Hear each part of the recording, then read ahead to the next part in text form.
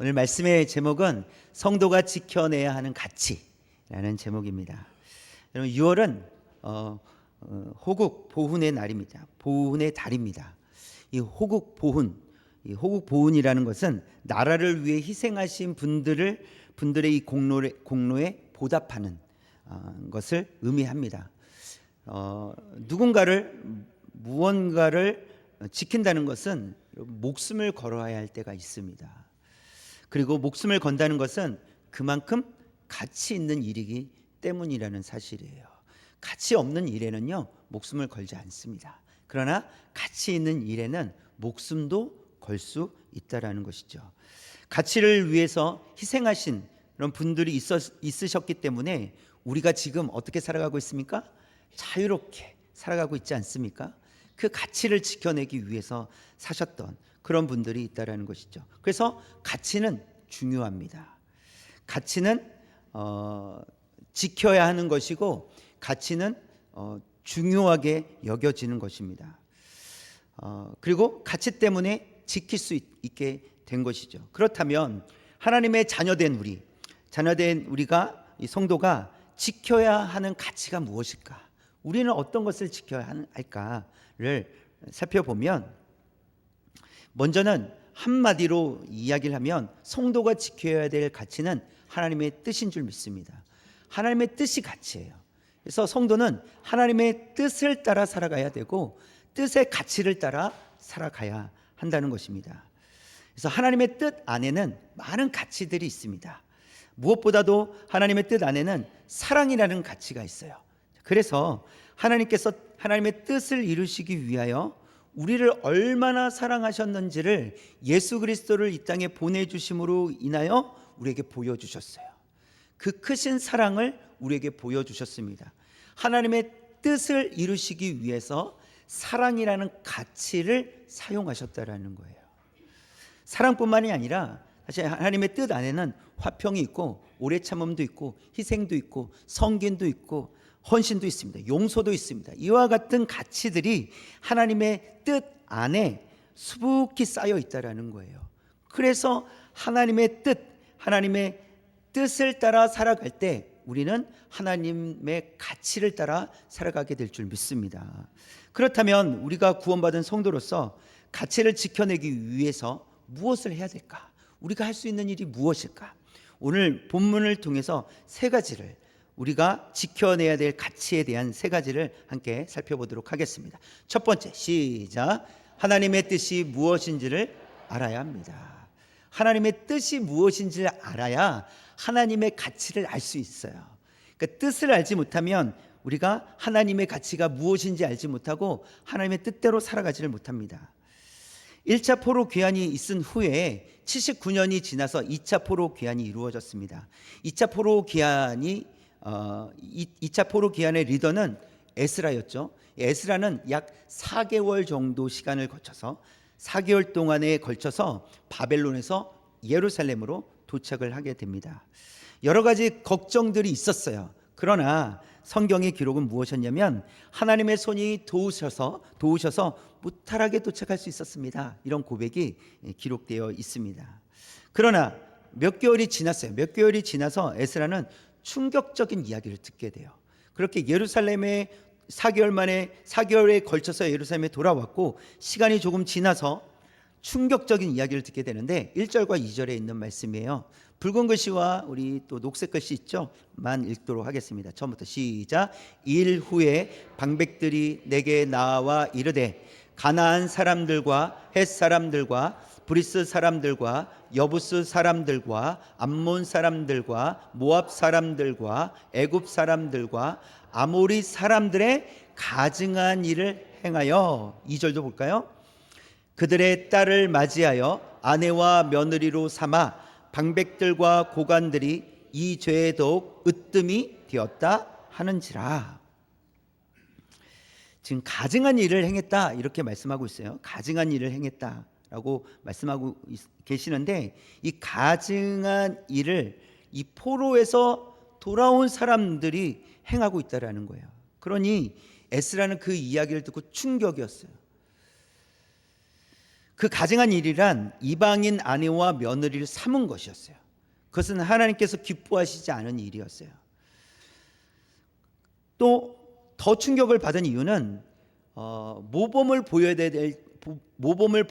될 이 지도자들이, 그래서 2절 마지막 부분에 보시면 방백들과 고관들이라고 했어요. 지도자들을 얘기해요. 이 방백들과 고관들이 죄에 더욱 으뜸이 되었다, 이렇게 기록을 하고 있습니다.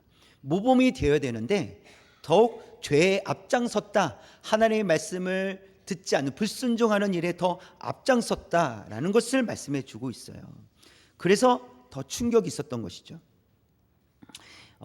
에스라 10장 9절에서 보면 이러한 문제를 다루는 때가, 이 문제를 이제 다루게 되는데 그때가 9월 20일이라고 기록을 하고 있어요. 9월 20일. 5월 1일에 예루살렘에 2차 포로 귀환 자들이 도착하거든요. 5월 1일에 도착하고 9월 20일에 이러한 일들을 지금 다루고 있으니 얼마나 지나는 거예요? 4개월하고 보름 정도 지나는 거예요. 그 동안에 그 정도 지났을 때 이제 이 소식을 듣게 되는데, 여러분 그 에스라의 입장에서 보면 무엇을 기대하겠습니까? 이제 돌아왔으니 1차 포로 귀환 자들이 돌아와서 성전을 재건하고 2차 포로 귀환 자들이 또 돌아와서 하나님께 예물을 드리고, 이제는 이제 말씀으로 세워져 가겠구나, 이런 생각을 하지 않겠습니까? 자, 그런데 들려온 소식은 죄악된 모습이었다라는 거예요. 여러분, 문제의 핵심이 무엇인지 우리는 알아야 돼요. 그 문제의 핵심, 하나님의 뜻. 그래서 정확하게 하나님의 뜻, 문제의 핵심을 알면 우리가 어떻게 살아야 될지를 알 수가 있어요. 그래서 그 하나님께서 말씀하시는 그 문제 핵심은 이방인들과의 결혼 자체가 문제는 아니다라는 것을 말씀하고 있어요. 이방인들과의 결혼이 그것 자체가 문제는 아니다라는 것인데, 왜냐하면 이방인과 결혼하는 일에 대해서 하나님께서 항상 책망하신 것은 아니기 때문에 그래요.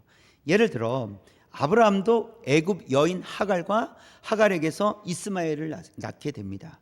또 여리고 성에서 살아난 라합, 그 라합은 살몬이라는 이 유다 지파 사람과 결혼을 하게 돼요. 또 요셉도 애굽에서 아내 아스낫과 결혼을 하게 되고, 모세도 십보라와 결혼을 하게 돼요. 애굽 사람이에요. 또 구스 여인과 결혼을 하게 됩니다. 또 룻은 어떻습니까? 모압 여인이잖아요. 그럼에도 불구하고 유대인 보아스와 결혼을 합니다. 하나님께서 그렇게 결혼했다고 해서 책망하지 않으셨다라는 거예요. 여러분, 다윗도 구슬 사람 마아가라는 여인과 결혼을 합니다. 그래서 단순히 이방인과 결혼을 했기 때문에 문제를 제기하는 것이 아니에요. 문제의 핵심은 거기에 있지 않습니다. 문제의 핵심은 1절에서 보면 어떻게 말씀하고 있냐면 가증한 일을 행했다, 이렇게 말씀하고 있어요. 1절에서 가증한 일을 행했다. 문제의 핵심은 가증한 일을 행했기 때문이라는 거예요. 그럼 가증한 일이 무엇이냐라고 했을 때, 이방인 여인들이 믿는 신들이 있을 거 아니에요. 그렇죠? 우상들이 있을 거 아니에요. 그래서 이방인 여인들이 믿는 신을 그대로 가지고 와서 하나님을 섬긴다고 하면서 우상도 함께 섬기는 거예요. 섞이는 거죠. 하나님은 이것에 대해서 지금 책망하고 계시다라는 거예요. 그리고 이 에스라서를 통해서 가증한 일이다라고 말씀해 주고 계시다라는 것입니다. 이것이 문제의 핵심이에요. 문제의 핵심. 하나님의 뜻을 알면 문제가 무엇인 줄 알고 우리가 그 문제를 해결할 수 있도록 방법을 찾아갈 거예요. 그래서 문제의 핵심을 발견하는 것, 깨닫는 것이 중요합니다. 하나님께서는 이 이스라엘 백성들이 애굽에서 가나안 땅으로 이주할 때 하나님께서 말씀하신 내용이 있어요. 가나안 땅에 들어가면 그들과 언약을 맺지도 말고, 그들을 불쌍히 여기지도 말고, 그들과 결혼도 하지 마라, 이렇게 말씀하셨어요. 신명기 7장에 있는 말씀이에요. 7장 3절 시작. 또 그들과 혼인하지도 말지니 내 딸을 그들의 아들에게 주지 말 것이요 그들의 딸도 내 며느리로 삼지 말 것은, 이렇게 말씀하세요. 결혼하지 말라는 거예요. 왜 결혼하지 말라고 하시는 걸까? 그 이유를 4절에서 말씀하세요. 시작. 그가 내 아들을 유혹하여 그가 여호와를 떠나고 다른 신들을 섬기게 하므로 여호와께서 너희에게 진노하사 갑자기 너희를 멸하실 것임이니라. 그가 내 아들을 유혹한다는 거예요. 그러니까 이방 신을 믿고 있었던 여인이었기 때문에 그러면 평생 그 이방 신을 믿겠다라는 거예요. 그래서 그 우상을 가지고 와서 이스라엘 백성들 사이에서 살겠다라는 거예요. 우상을 섬기면서. 그럼 결국 어떤 일이 일어나느냐라고 했을 때 여호와를 떠나게 됐다라는 거예요. 그렇기 때문에 그들과 언약하지도 말고 그들을 불쌍히 여기지 말고 쫓아보내라는 거예요. 가나안 땅에 들어가면. 그리고 그들과 결혼도 하지 말라, 이렇게 말씀하고 있습니다. 그래서 이방인과 결혼 자체가 문제가 아니라 그들의 믿는 신들을 섬기게 되면 이거예요. 섬기게 되면 그럼 어떻게 됩니까?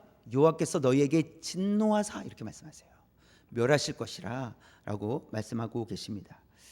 이런 하나님의 뜻을 바르게 알아야 성도는 하나님의 뜻 안에서 살아갈 수가 있습니다.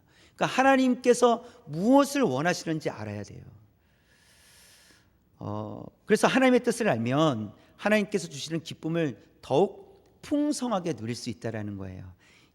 오늘 이 말씀은 이 결혼에 대한, 결혼하지 말라 이거잖아요. 결혼에 대한, 그래서 이방 여인과 결혼한 것 때문에 문제가 생긴 거잖아요. 그래서 결혼은 한 몸을 이루는 것이에요. 한 몸. 그래서 이것은 한 팀이라고도 할 수 있겠죠.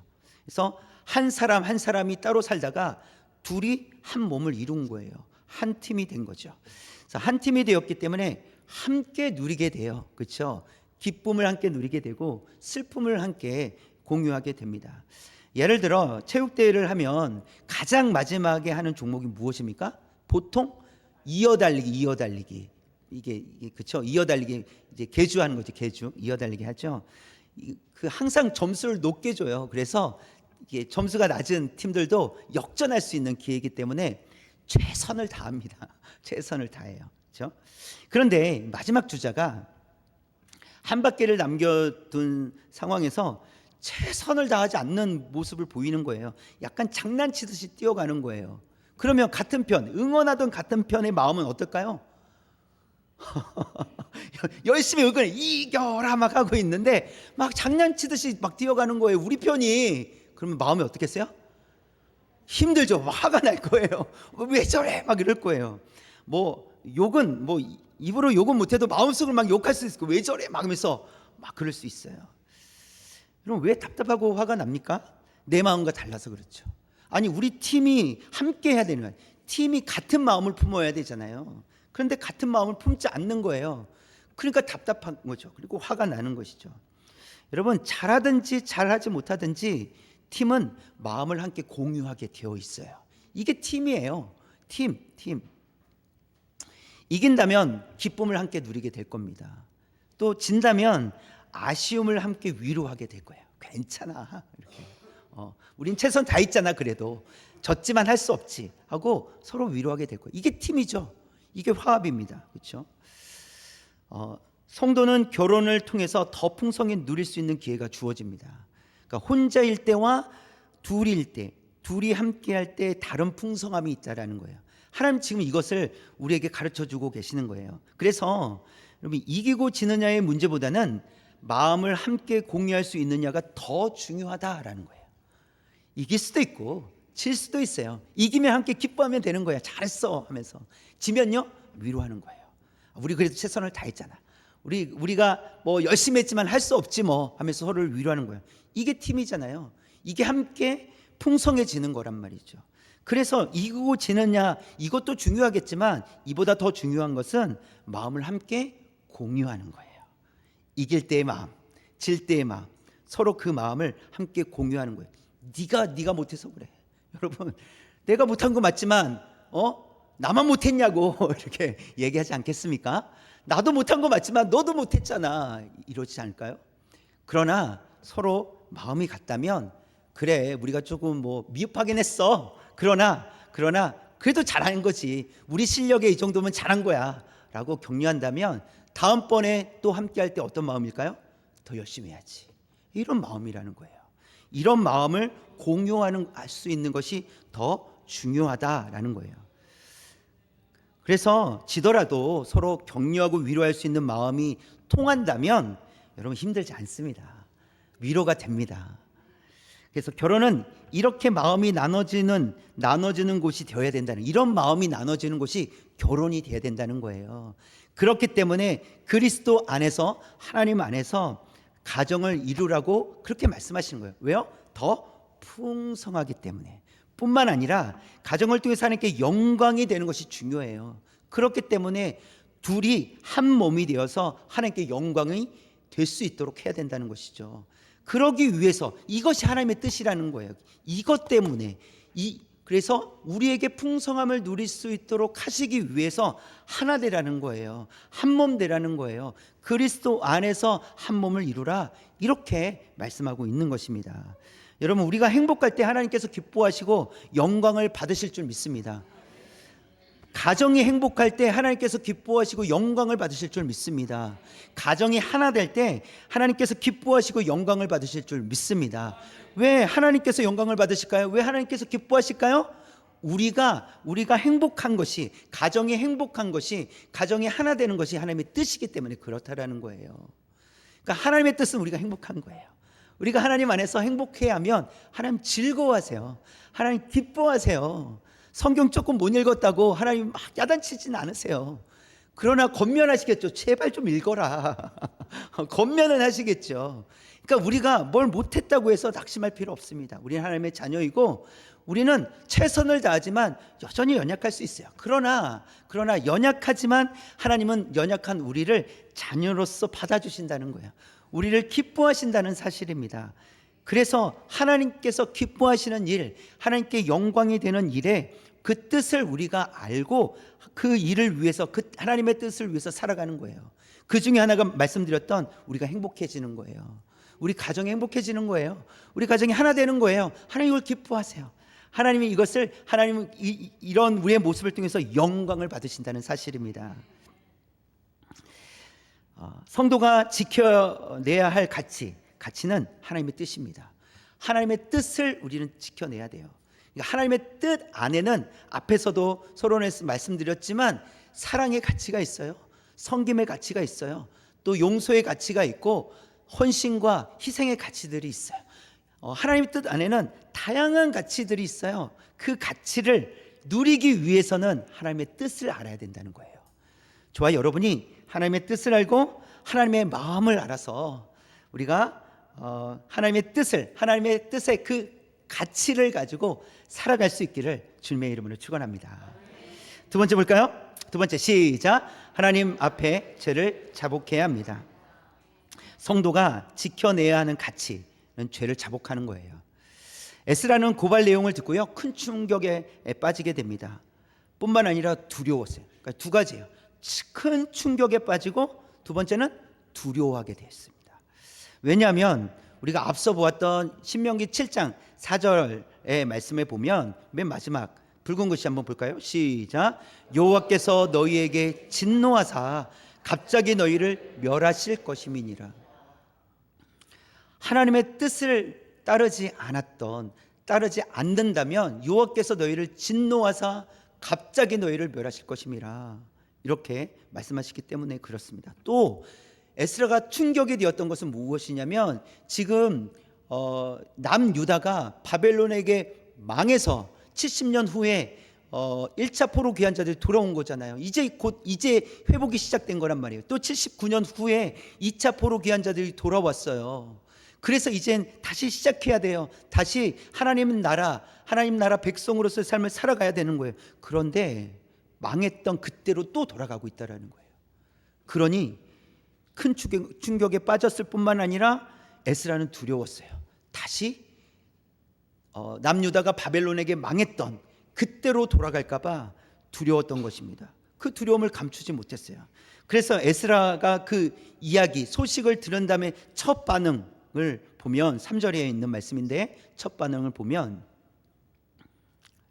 3절, 네, 시작. 내가 이 일을 듣고 속옷과 겉옷을 찢고 머리털과 수염을 뜯으며 기가 막혀 앉으니 라고 되어 있어요.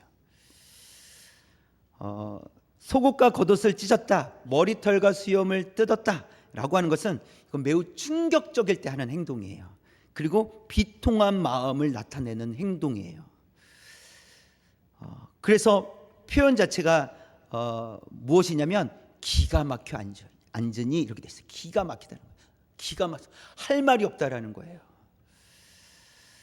이것은 이스라엘 백성들이 하나님 앞에 큰 죄악을 지었기 때문이에요. 그렇습니다.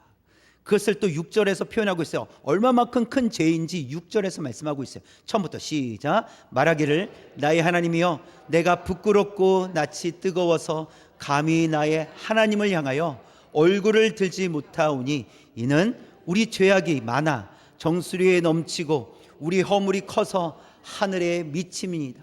우리 죄악이 많아서 정수리에 넘치고 우리의 허물이 커서 하늘에까지 넘치게 되었습니다 라고 지금 고백하고 있습니다. 얼마나 큰 죄악이었는지 에스라는 그것을 알고 있었어요. 깨닫고 있었어요. 남유다가 바로 이와 같은 문제 때문에 바벨론에게 망했었는데 다시 동일한 죄악을 저지르고 있으니 에스라 입장에서는 두렵지 않을 수가 없었습니다. 두려울 수밖에 없었죠. 또다시 망하는가 이거예요. 또다시 망하는가. 하나님의 말씀대로 살지 않아서 또다시 망하는가 이거예요. 그런 마음이었다는 것이죠. 그래서 7절 말씀도 보시면 7절 시작. 우리 조상들의 때로부터 오늘까지 우리의 죄가 심함에 우리의 죄악으로 말미암아 우리와 우리 왕들과 우리 제사장들을 여러 나라 왕들의 손에 넘기사 칼에 죽으며 사로잡히며 노략을 당하며 얼굴을 부끄럽게 하심이 오늘날과 같으니이다.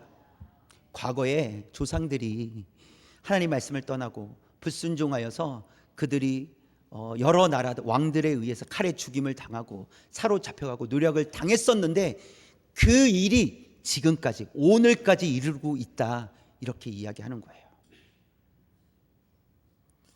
그러니까 지금 이스라엘 백성들이 행하고 있는 죄악이 에스라가 볼 때는 너무나도 큰 것이었다라는 거예요. 이 문제는 에스라가 해결할 수 없었습니다. 그래서 에스라는 어떻게 했습니까? 그냥 기가 막혀서 앉아있을 수밖에 없었어요. 에스라가 해결할 수 있는 문제가 아니었어요. 그러다 시간이 지나서 한참 지나서 저녁 제사 드릴 때쯤에 이제 여호와를 향하여 두 손을 두고 죄를 자백하기 시작합니다. 5절에 있는 말씀이에요. 시작. 저녁 제사를 드릴 때 내가 근심 중에 일어나서 속옷과 겉옷을 찢은 채 무릎을 꿇고 나의 하나님 여호와를 향하여 손을 들고. 왜 손을 들었을까요? 항복입니다. 항복. 나의 하나님 여호와를 향하여 손을 들고 항복한 채로 죄를 자복하기 시작을 합니다. 여러분, 죄를 회개하고 자백하는 일은 성도로서 믿음의 가치를 회복할 수 있는 방법입니다. 그래서 죄를 자백해야 돼요. 죄를 자복해야 된다는 거예요. 그래야지 그 가치를 회복할 수 있습니다. 하나님의 뜻 안에 있는 가치를 회복할 수 있습니다. 그리고 하나님의 뜻대로 돌이키기 위한 행위가 죄를 자백하는 거예요. 하나님의 뜻대로 돌이키겠습니다. 하나님의 뜻대로 살아가겠습니다. 돌이켜 살아가겠습니다 라고 하는 것이 자백하는 것입니다. 죄를 자백하는 것이에요. 이것은 믿음의 고백이에요. 우리는 믿음의 고백이 필요합니다. 죄를 자백하고 돌이키는, 그래서 돌이키는 믿음의 고백이 필요합니다. 그러므로 인해서 결국 어떻게 되겠습니까? 죄를 자백할 때 용서받고 자유함을 얻게 된다는 거예요.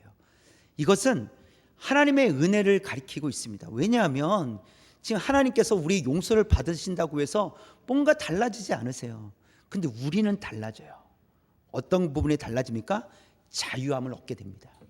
죄가 사라지면 우리가 자유함을 얻게 돼요. 하나님께서 그런 은혜를 우리에게 주시고 싶어 하시는 거예요. 그래서 우리를 위해서 죄를 자백하라, 회개하라 이렇게 말씀하시는 거예요. 그러면 자유로워진다, 자유롭게 살 수 있다 이렇게 말씀해 주고 있습니다. 성도가 지켜내야 하는 가치는 죄를 자백함으로 회복될 수 있습니다. 그렇기 때문에 죄를 자백하라 이렇게 말씀하시는 거예요. 참고로 이 회개와 자백 이 차이점이 있어요. 회개하다, 자백하다 이 차이점이 있는데 예수님께서 제자들의 발을 씻겨주실 때가 있으셨잖아요. 그 모습을 통해서 그 장면을 통해서 우리가 이해할 수 있는데 베드로가 예수님께서 발을 예수님께서 제자들의 발을 씻어 주시니까 베드로가 이렇게 얘기합니다. 제 발을 씻겨 주지 마십시오. 감당할 수가 없습니다. 왜 이러십니까 예수님? 하고 거부를 합니다. 그때 예수님께서 내가 너를 씻기지 아니하면 네가 나와 상관이 없다, 이렇게 말씀을 하세요. 그랬더니 베드로가 말을 확 바꿉니다. 그러면 주님, 손과 머리도 씻겨주세요. 제 온몸을 씻겨주세요. 막 이런 거예요. 그래서 예수님께서 이렇게 말씀하세요. 이미 목욕한 자는 발만 씻으면 된다, 이렇게 말씀하세요. 그래서 회개와 자백은 이것을 의미하는 것인데, 목욕은 회개를 의미하는 거예요. 완전히 씻어진다는 의미에서 회개하는 거예요. 그러면 자백은 무엇입니까? 발을 씻는 것과 같아요. 발을 씻는다는 것은 더러워질 때마다 씻어내는 거예요.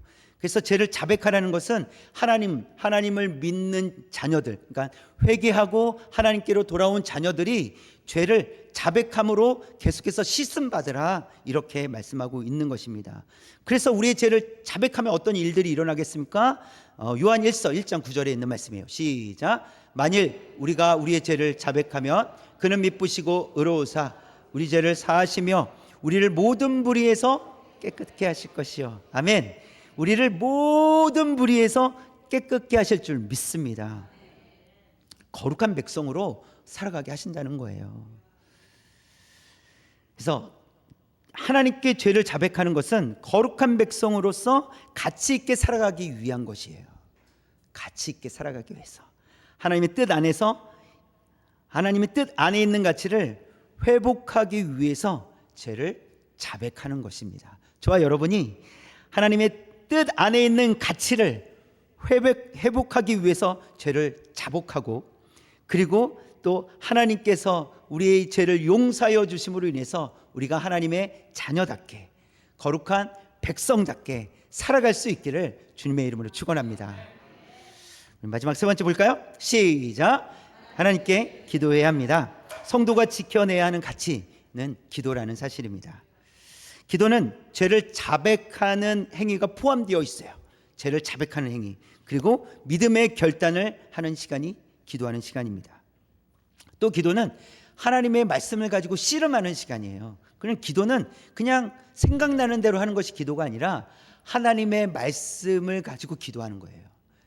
그것이 성숙한 기도입니다. 하나님의 뜻이 무엇인지 알고 하나님께서 무엇을 하나님이 이렇게 말씀하셨습니다. 하나님께서 말씀을 통해서 이렇게 가르쳐 주셨습니다. 제가 이렇게 살아가고 싶은데 제가 벅찹니다. 그러나 하나님의 뜻이 이것이니 하나님의 뜻대로 살아가겠습니다. 이런 거예요. 그래서 하나님의 뜻을, 하나님의 말씀을 가지고 씨름하는 시간이 기도하는 시간입니다. 예수님은 기도하는 시간을 매우 중요하게 여기셨어요.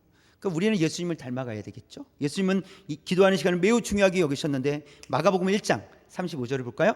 시작. 새벽 아직도 밝기 전에 예수께서 일어나 나가 한적한 곳으로 가사 거기서 기도하시더니, 새벽에 일찍이 일어나셨는데 바로 전날 밤, 늦은 밤까지 예수님께서 하신 일은 무엇이냐면 사람들이 계속 찾아오는 거예요.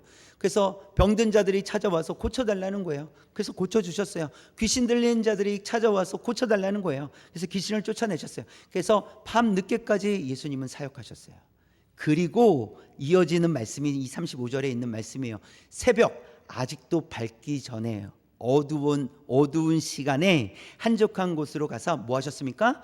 기도하셨다, 이렇게 말씀하십니다. 그만큼 예수님은 기도를 중요하게 여기셨다라는 거예요. 또 예수님께서 어떤 일로 인해서 기도하셨는지 보면 누가복음 6장 12, 13절 말씀인데, 붉은 글씨만 읽을까요? 시작. 밤이 새도록 하나님께 기도하시고 12를 택하여 사도라 칭하셨으니. 밤이 새도록 하나님께서 기도하셨는데 무슨 일 때문에 기도하셨어요? 제자들을 세우기 위해서. 예수님은 무엇을 하시든지 그냥 하시지 않으셨어요. 대충 하지 않으셨어요. 하나님께 기도하셨어요. 하나님께 기도하셨다는 것은 하나님의 뜻을 들으셨다라는 거예요. 하나님의 뜻이 무엇인지를 듣기를 사모하셨다라는 거예요. 그리고 하나님의 뜻대로 되기를 원하셨다는 것이죠. 그리고 제자들을 세우십니다. 또 언제 기도하셨습니까? 마태복음 26장 39절 처음부터 시작. 조금 나아가사 얼굴을 땅에 대시고 엎드려 기도하여 이르시되 내 아버지여, 만일 할만하시거든 이 잔을 내게서 지나가게 하옵소서. 그러나 나의 원대로 마시옵고 아버지의 원대로 하옵소서 하시고, 예수님께서 지금 십자가를 지시기 직전이에요.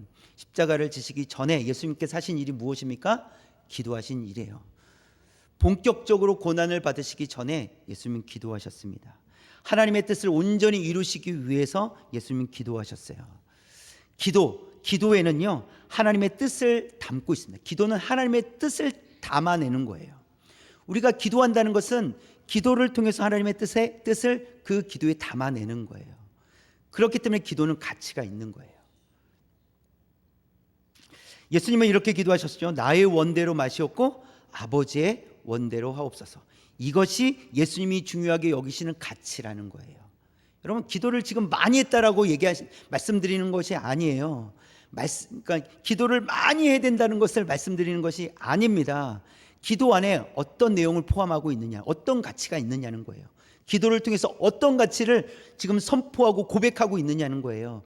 기도를 통해서 나의 원대로 마옵시고 아버지의 원대로 하옵소서, 이 가치를 담아내는 거예요. 이것이 기도입니다. 그래서 기도는 성도들의 가치를 드러내게 될 줄 믿습니다. 에스라의 기도를 보면 어떤 가치를 가지고 있는지 알 수 있어요. 15절, 오늘 말씀 15절 쉬운 성경으로 보면 시작. 이스라엘의 하나님 여호와시여, 여호와께서 우리를 불쌍히 여기셨기 때문에 우리가 지금처럼 살아남았습니다. 여기까지 읽을게요. 보시면 에스라는 알고 있었어요. 하나님께서 우리를 불쌍히 여기셔서 지금처럼 살아남았습니다, 이렇게 고백하는 거예요. 하나님께서 은혜를 베풀어 주시지 않으셨으면 우리는 감당할 수 없는 일이었습니다. 남유다는 망했고 포로로 끌려갔습니다. 다 몰살당했을 것입니다. 그러나 하나님께서 우리를 불쌍히 여겨 주셨기 때문에 지금 우리는 살아 있습니다. 이렇게 고백하고 있는 거예요. 이것을 지금 어떻게 표현하고 있는 거예요? 기도로 고백하고 있는 거예요. 이게 가치라는 거예요. 이게 기도의 가치예요. 기도를 얼마나 많이 하는 것이 가치가 아닙니다. 기도의 내용 안에 무엇을 담아내느냐, 이것이 중요하다는 거예요. 그래서 하나님의 뜻을 알아야 돼요. 하나님의 뜻을 알 때 하나님의 뜻을 가지고 기도할 수 있습니다. 우리는 에스라처럼 하나님의 은혜 없이는 아무것도 할 수 없습니다, 이런 은혜를 구할 수 있기를 원합니다. 하나님의 은혜가 아니시면 우리는 살아남을 수가 없습니다. 이런 고백이 우리의 고백이 되길 원합니다. 또 예수님처럼 하나님의 뜻대로 되기를 위해서 기도할 수 있기를 원합니다. 나의 원대로 마옵시고 아버지의 원대로 하옵소서.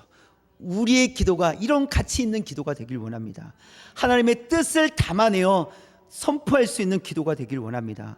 그래서 무엇이 필요한지, 무엇이 중요한지 기도 속에 담아내어서 가치를 드러내는 거예요. 하나님의 은혜가 필요합니다, 이걸 드러내는 거예요. 또 하나님의 원대로 하옵소서, 무엇이 중요한지를 드러내는 거예요. 이것이 우리의 기도가 되길 원합니다. 자, 그렇다면 여러분, 우리가 기도할 수 있어야 됩니다. 실제로 기도가 되어야 되는 것이죠. 그래서 기도할 수 있는 시간을 여러분 확보하셔야 돼요. 여러분 확보하십시오. 언제든, 새벽이든지 또 점심 먹고 식사하신 이후시라든지 아니면 저녁 일과를 마친 이후라든지 여러분 반드시 시간을 확보하셔야 됩니다. 그리고 기도할 수 있는 장소를 확보하셔야 돼요. 조용한 장소. 최대한 조용한 것을 택하셔야 되는데, 혹 이렇게 조용한 방이나 이런 공간이 없다면 여러분 산책로에서 조용히 걸으면서도 기도하실 수 있습니다. 자연을 바라보며 또 하나님께 기도할 수 있어요. 여러분 조용한 공간을 여러분 찾으셔야 됩니다. 또 말씀을 읽으셔야 돼요. 말씀 없이 기도하면 안 됩니다. 말씀 속에 하나님의 뜻이 있습니다. 말씀을 통해서 하나님의 뜻을 발견하고 그 뜻 안에 있는 가치를 발견할 수 있어요. 그래서 말씀이 필요해요. 또 기도를 멈추지 않도록 여러분 힘쓰셔야 돼요. 영적으로 무감각해질 수 있어요. 그래서 여러분 기도하셔야 됩니다. 혼자 기도하시기 어려우시다면 함께 기도할 수 있는 시간에 여러분 동참하셔야 돼요. 반드시 기도하셔야 됩니다. 그냥 대충 기도하려고 하지 마시고 정말 하나님 앞에 마음을 들여 기도할 수 있는 시간을 여러분 만드셔야 돼요. 개인적으로도 만드셔야 되겠지만 그게 어려우시다면 여러분 공동체 모임에 나오십시오. 기도하는 시간에 나오십시오. 새벽이든 금요일이든 나오셔서 기도하십시오. 그래야지 기도할 수 있어요. 근데 그 기도 속에 하나님의 가치를 담아낼 수 있기 때문에 그래서 중요한 거예요. 우리 입술을 선포함으로, 우리 입술을 통해서 선포함으로써 하나님의 가치를 선포하게 될 줄 믿습니다. 하나님께서 우리의 기도를 사용하여 주셔서 하나님의 가치를 드러내는 삶을 살아갈 수 있도록 은혜 베풀어 주실 줄 믿습니다. 이와 같은 은혜를 받는, 그리고 누릴 수 있는 저와 여러분 우리 모든 성도님들 되시기를 주님의 이름으로 축원합니다.